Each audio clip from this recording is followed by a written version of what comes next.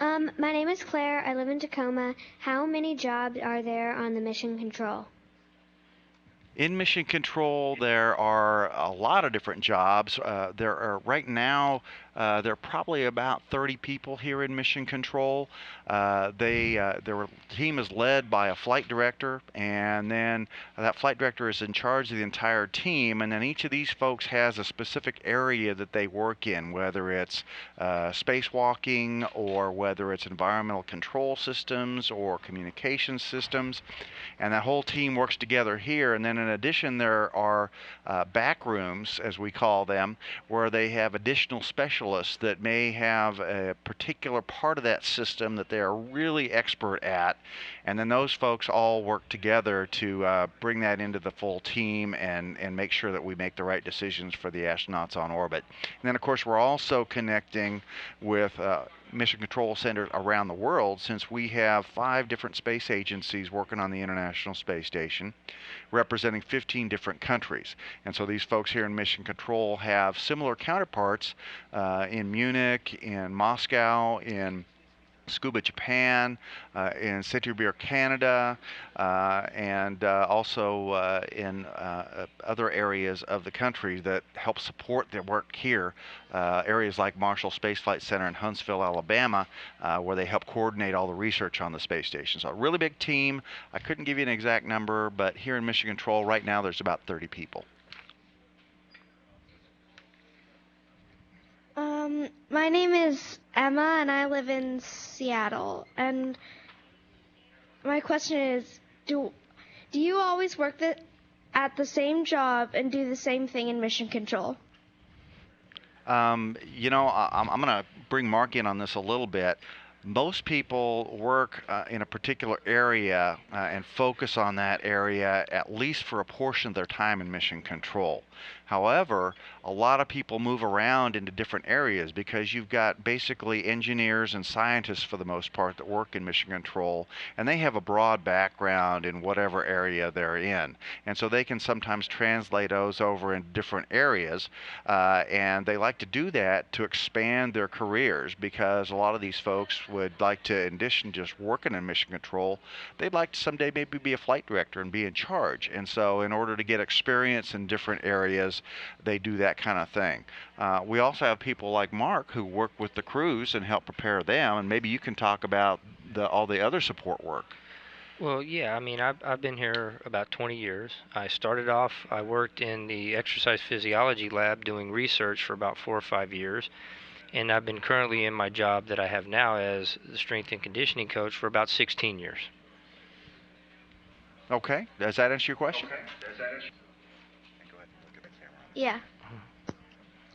Hello, my name is Nadia. I live in Burnaby, BC, and my question is, what kind of education do you need to work in mission control? Well, again, most of the folks that work in mission control are scientists or engineers. There are a lot of different engineering backgrounds. There's electrical engineering, there's mechanical engineering, there is aeronautical engineering, there's physics, math.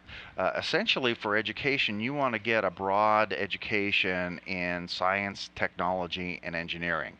But what's really key is to find something that you love to do, because whenever you are trying to improve yourself and get ready for a career, it's important to be doing something that you like to do, because that's going to help you do it better, and it's going to help you focus on learning what you need to know, and then continuing as you get older and mature to learn more all the time. And it's going to inspire in you the idea of continuing to learn throughout your life, which everybody here in this room is definitely focused on doing that, because every time we do something in space, on the space station or on a spacecraft, we learn something new. Yesterday we had a problem on the spacewalk, and we had a brand new problem that we'd never had before. We had a bunch of water collected inside Luca Parmitano's helmet, and they had to come home early on the spacewalk.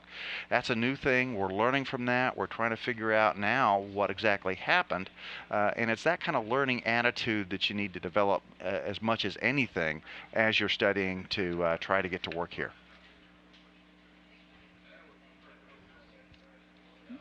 My name is Jamie, and I live in Seattle.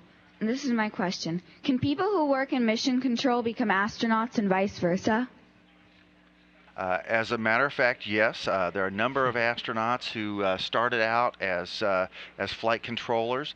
Mark, you've worked with some of them. Maybe you can remember somebody who did that. You know, off the top of my head, I can't remember actually somebody. Well, I know just that off the top of my head. I know that Shannon Walker, one of the Oh, yeah. Houston native, and Mark's a Houston native too. She started out as a flight controller and worked a variety of different jobs here before she became an astronaut. I'm trying to think of others off the top of my head, but there have been 5 or 6 different astronauts at least. You also have, in here in Mission Control, you have flight surgeons, and there's been a few flight surgeons that have also moved from being a flight surgeon into the astronaut office as well. Mike Barrett was a flight surgeon, and he moved into being an astronaut, spent 6 months on the space station. Tom Marshburn. Tom Marshburn, who just got back from a 6-month stay on the space station as a doctor and was also a flight surgeon. So yes, definitely a lot of people work in mission control and then become astronauts. And then once you're an astronaut, you work in mission control often because you serve as a spacecraft communicator, talking with the team on orbit and in a way becoming a translator. Since you're an astronaut, you understand how an astronaut thinks and the kind of questions that an astronaut might have and how best to present the information that needs to go to the astronaut. And so we utilize them a lot to help relay information back and forth to the crews. Thank you. Hi, my name is Eula. I live on Mercer Island. Can you eat or drink or nap inside the mission control? Yes, you can. Not so much napping, but people do have to eat and drink throughout their day. And a lot of times when you see the pictures of us here in Mission Control on NASA television, you'll see folks that have cookies up on the back deck of their consoles, or they'll be eating their lunch. And it's kind of a catch as catch can kind of a thing. Everybody needs to eat.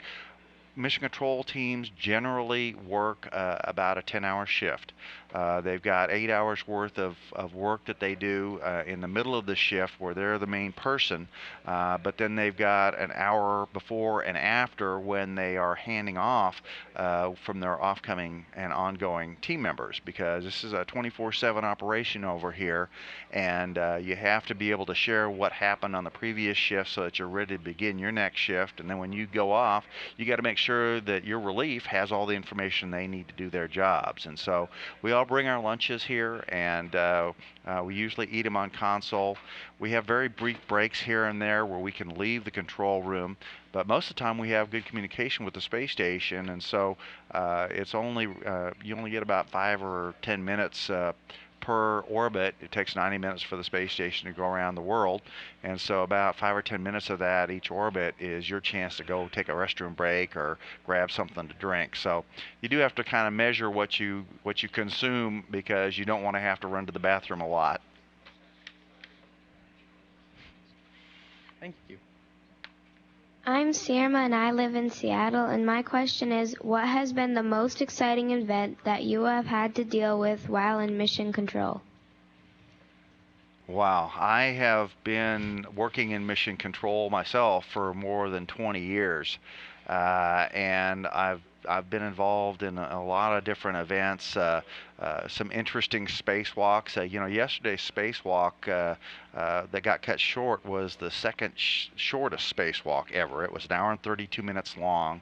I actually was here doing the voice of mission control work when Mike Fink did the shortest spacewalk ever. That was actually a Russian spacewalk. It was on Expedition 9 a number of years ago. And he got outside, and his life support system was not properly connected, and so he had to come back in after only about 10 minutes outside. That has to be one of the most exciting and interesting times I had here in mission control.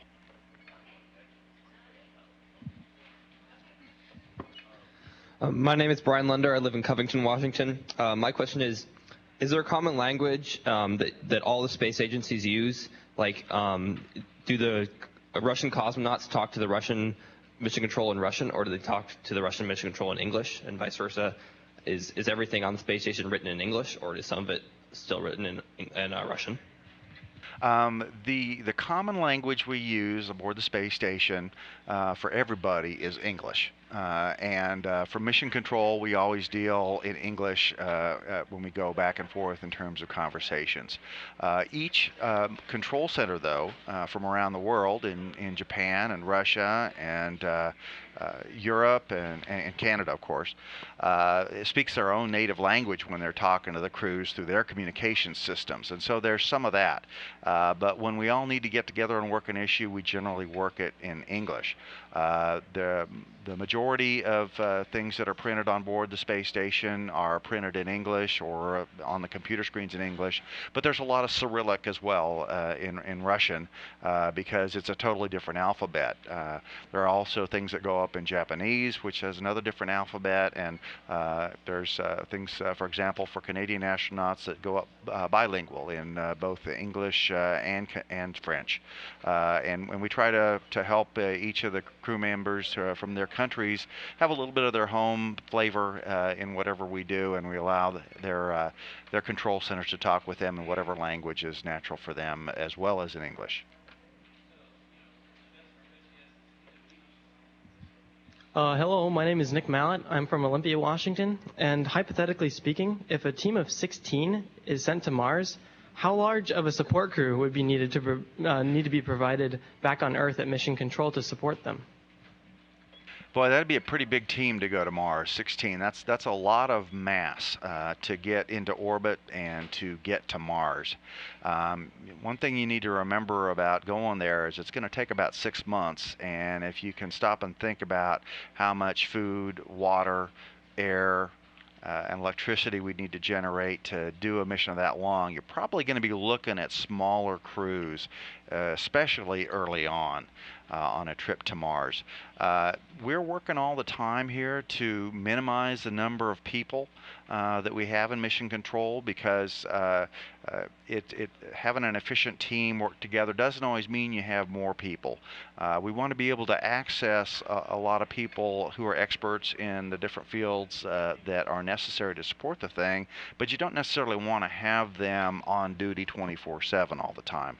So I would say probably you'd have a team similar to this kind of size that we have here in Mission Control, with 20 or 30 people when there's a lot of activity going on and the crew's awake. But then on weekends and when the crew's sleeping, just like we do here for the International Space Station, we staff down, and there's just 2 or 3 people, a flight director and a couple of people that monitor a lot of different systems so that we can minimize the support requirements, both because you don't need them and also because it's expensive to have people working 24/7 for a long period. Hi, my name is Amanda Chalfont, and I'm from Issaquah, Washington. My question is, space travel is inherently risky, and how do you cope with those risks and assess what is or is not necessary for the ultimate goal of the mission? The main thing I would say is that we talk a lot about mitigating risk. We know that there is risk that, as you say, is inherent in space flight and all the activities that are required to do that. There's risk in launching people on the top of rockets. There's risk in having people live in a pressurized environment that could be damaged by orbital debris or a meteorite. There's risk in having people depend on systems to recycle their water and their air and to generate their electricity. And there's risk in doing maintenance activities when you have to go outside the space station, like we saw yesterday. Things don't always work right. The key word is mitigating, and what we do is we have a very complex and mathematically based system for establishing probabilities of risk, and we try to manage and make sure that the probability of a problem that is a danger to the safety and well-being of the crew and to the accomplishment of the mission are managed at a level where we think that we can take care of anything that might come up out of the ordinary that we don't expect, because we know that those risks are there, and we also know that no matter how much you train, no matter how much you prepare, there's always something that you haven't thought of that is going to come up, and you're going to need to be ready to deal with it. And for that, we do training of the team here in Mission Control, of the astronauts that are on orbit. Mark, I'm going to bring you in because physical training is a part of that too for the astronauts. You want to keep them healthy. And maybe you could talk a little bit about that since you're here. Well, one of the things that we look at is that we look at worst case scenarios a lot. So we're looking at emergency egress situations, emergency EVA situations, things like that. So we always have to have them in a state of preparedness from a physical fitness standpoint and a functional standpoint to be able to do their job for whatever that may be. Even on landing, if they land off course, 4 or 5 hours, off course, and they have to get out of the capsule and on their own without help and set up a camp to get the beacon set up so they can find out where they are. Anything like that, they have to be physically able to do those things. So part of my job is to make sure they can do those things. Okay, and so essentially, it's kind of like being in the Scouts. Preparedness is the main thing, and you want to train for any potential thing that could go wrong, and then you prepare for the worst and hope for the best, and try to manage that risk as best you can. Hi, my name is Adrian Wang. I'm from Bellevue, Washington. My question is, can you share more information about the recent helmet leak and how Mission Control responded to the emergency? That's a really good example of how this team comes together when there is an unexpected problem. Yesterday, everything was going just exactly as we had expected it in the preparations for the spacewalk. Chris Cassidy and Luca Parmitano had checked out their spacesuits, and because they had just done a spacewalk a week ago, and it all went fine. Accomplished all the objectives and then some. So the team here had already been doing a lot of work to replan for this spacewalk that was planned yesterday, because they had taken care of so many of the get-ahead tasks that they were able to add some new tasks into what was planned for yesterday. And then when they stepped out the door, everything seemed to be going fine. And then Luca mentioned that he had some water inside of his helmet, and that he didn't think it was going to be a problem. They finished their first job, both Chris and Luca did.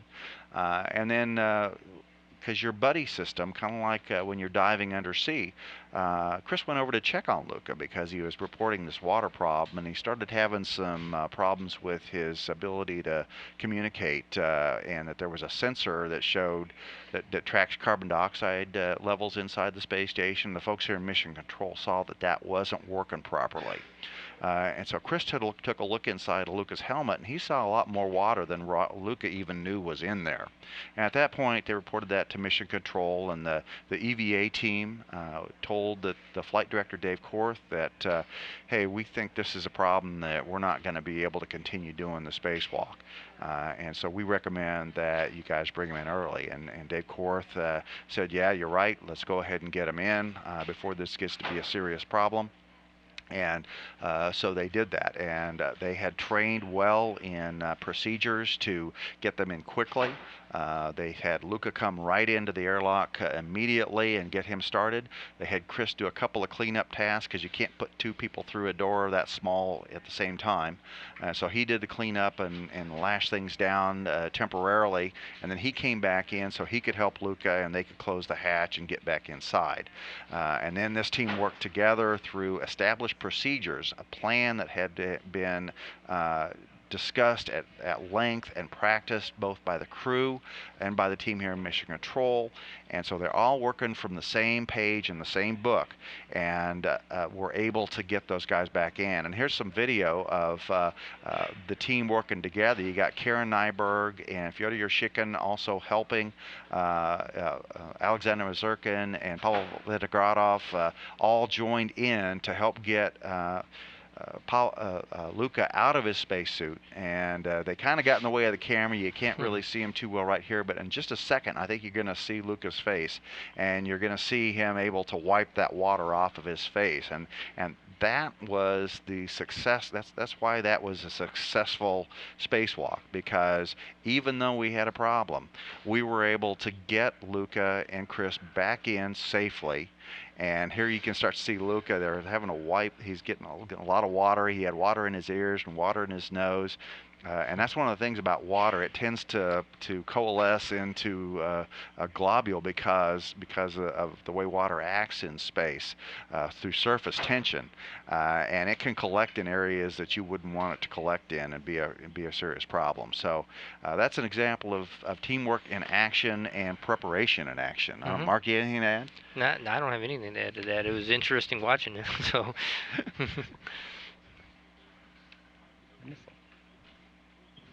Hi, my name is Clay. Excuse me. I live in Edmonds, and my question is, what do you think, by your opinion, was the scariest moment in Mission Control? You know, I got to be honest. We don't get scared in Mission Control much. There are scary things happen, but we train so much and we practice so much and we study so much all of the systems that we work with that fear doesn't enter into it a whole lot. You have those moments when you say, "Uh-oh," but then your training kicks in and you start working the problem. And you focus your efforts on figuring out what you need to do, the order you need to do it in, what other potential problems could be associated with what's going on, and how you keep the entire crew safe, and how you make sure that you try to accomplish the mission that you're doing. So I don't think there really is a whole lot of fear here in Mission Control. There's some trepidation and there's some immediate being startled when you have a problem like that. But training kind of kicks in and you don't worry so much about it. You work to get the job done. Mark, anything to add there? You work with these astronauts in training all the time. Yeah, but I'm not in Mission Control, so it's very different for me from you guys. So I don't really see anything in my normal day that startles me. You know, a piece of hardware breaks, we just figure out how to fix the hardware and go back to doing what we need to do. So, you know, that's about it. Okay. I'm sorry, not a really exciting answer about fear, because we kind of train it out of ourselves. Hello, my name is Josh. I'm from Gig Harbor, Washington, and my question is, we have recently learned that one of the dangers of the Mars mission would be boredom for the astronauts. And so what do astronauts on the International Space Station do to keep themselves busy and entertained when they have like some sort of free time? Well, if they do have free time. The favorite thing when they have free time is to look out the window at the Earth below. There's no doubt about that. We have a special module called the cupola, which is basically a 360-degree bay window. And there are 7 different windows, a big round one in the middle, and then 6 trapezoidal windows around it. And it gives you a 360-degree view of the Earth. And any astronaut I've ever talked to says whenever they get spare time, the number one thing they want to go do is go out and look at the Earth. Now, you got to remember that half the time they're going around the planet, it's dark. And so if you're over the Pacific Ocean, there may not be a lot to look at. And so they do have other things they like to do. They can watch movies on orbit. They can read books. They have multiple different ways of communicating with their friends and family on the ground. They have an IP Internet Protocol telephone that they can call down and talk to their friends and family. They have email that they can share messages with. They have a crew support internet local area network that they can actually access the network here, the internet here on Earth, somewhat directly, and go off and they can post tweets and Facebook things and do that. It's a little slower than your regular network is, but because of the limitations of the downlink capability on the space station, but it does allow them to have a lot of interaction with folks on the ground. And they enjoy each other's company. They enjoy learning about different cultures because there are so many different cultures involved in the space station, the different crew members and their backgrounds. And so I would say probably enjoying each other's company and becoming a team and continuing to work as a team and looking out the window are the most interesting things for them. Hi, I'm Hans Martin. I'm from Yakima, Washington. And where is the ISS right now? I'm going to look over my shoulder. Right now, the International Space Station is orbiting over the Gulf of Mexico, just off the coast of Florida. One quick question. How do you wake the crew up in the morning? Is there a special protocol for that? Is there an alarm clock? Different crews do that differently. It's kind of a personal preference thing. In the shuttle days, we used to wake the crews up with morning wake-up music. But on the space station, we generally don't do that. They have alarms that they can set on board for themselves, but no special notes. We do have a daily planning conference that starts the day, but that's about an hour and a half after the crew wakes up. But that's always something that they want to make sure that they're ready for. And in talking to different astronauts, some of them wake up early, some of them wake up just right before the daily planning conference, but they've got an hour and a half worth of time where they can have a morning meal and talk about themselves and amongst themselves, I should say, and they do a preliminary inspection of the different areas of the space station, making sure everything's good. But no main wake-up call. It kind of depends on the crew and how they want to do it themselves. All right, so I understand that's all the time we have for today. I want to thank Mark Guilliams for being here with us today, and I want to thank you all for all your great questions. I understand you've got a great exhibit there with the full fuselage trainer from the space shuttle, and Destination Station, I believe, is at your museum. I hope you take an opportunity to go see it. Thanks again. Thank you.